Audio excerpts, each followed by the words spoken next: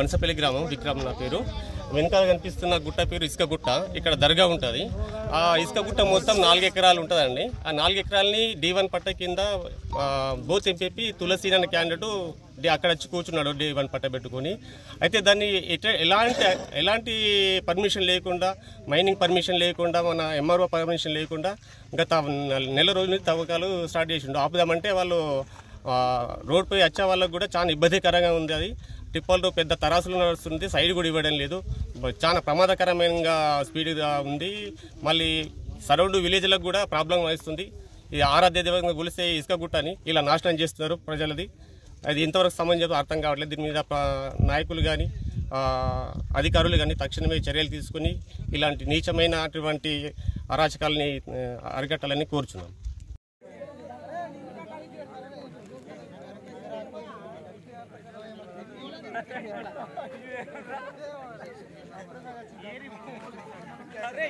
अरे